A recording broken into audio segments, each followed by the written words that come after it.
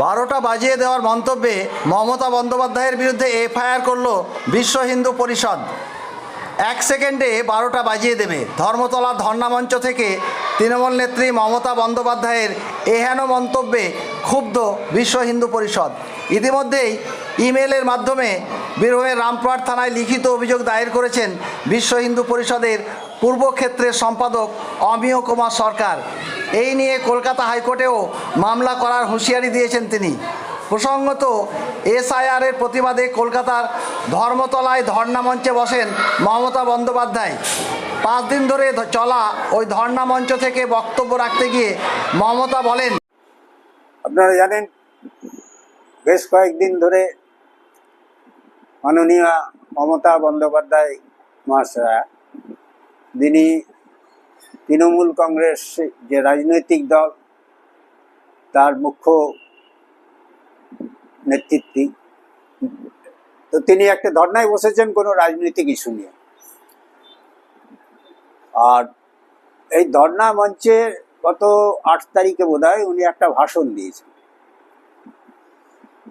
তো প্রথমে ধর্নার বিষয়, ধর্নায় বসছে রাজনৈতিক দল বিভিন্ন সময়, এ ব্যাপারে তো আমাদের কোনো উৎসাহ, কোনো ইন্টারেস্ট এগুলো তো ছিল না। কিন্তু উনি যে স্পিচটা দিয়েছেন, যেটা বিভিন্ন নিউজ চ্যানেলে সেটা প্রচার হয়েছে, গোটা ভারতবর্ষব্যাপী প্রচার হয়েছে, সেই স্পিচটা আমরা মনে করছি এটা সমগ্র হিন্দু সমাজকে যেন একটা চ্যালেঞ্জ ছুড়ে দিয়েছেন এবং হিন্দু সমাজকে আতঙ্কিত করা, ভয় দেখানো। যদি না এই সমস্ত হিন্দু সমাজ, হিন্দুরা যদি ওনার সঙ্গে না থাকেন, ওনাকে সমর্থন না করেন, তাহলে তো এই হিন্দু সমাজে কি পরিণতি হবে তার উনি ভবিষ্যৎবাণী করেছেন।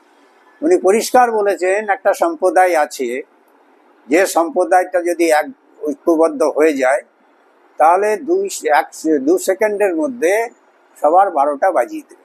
এই যে 12টা বাজিয়ে দেবে, এই যে শব্দ, এটা একজন ওই ধরনের ব্যক্তিত্বের মুখ থেকে বেরোনো। এটা সাধারণত বস্তির ভাষা।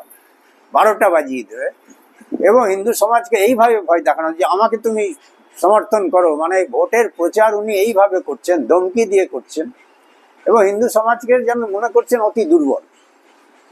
তো এবং যে সমাজ, দুটো বিষয় এখানে আমাদের সামনে এসছে, যে এক, হিন্দু সমাজকে আতঙ্কিত করা, হিন্দু সমাজকে ভীত সন্ত্রস্ত করা, জোর করে তাকে সমর্থন আদায় করা।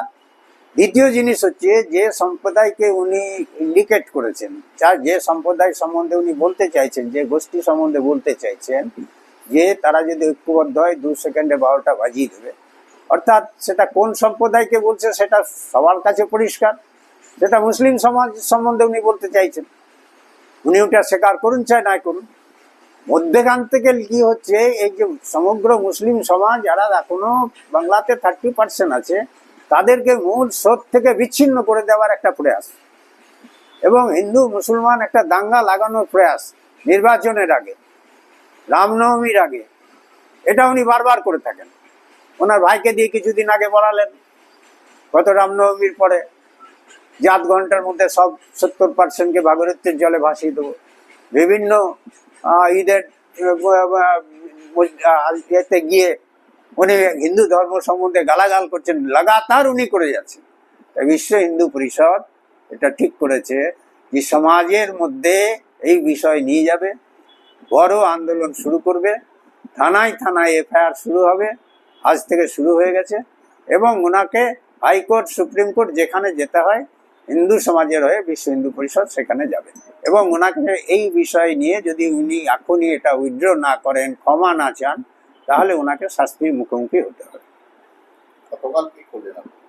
গতকাল আমরা রামপুরহাট থানায় গেছিলাম ব্যক্তিগতভাবে, আমি সংগঠনের পক্ষ থেকে প্রথম এফআইআর আমি রামপুরহাট থানায় করে এসেছি সন্ধ্যের সময় এবং আজ থেকে বাংলার সমস্ত জেলাতেই এই প্রক্রিয়া শুরু হয়ে গেছে।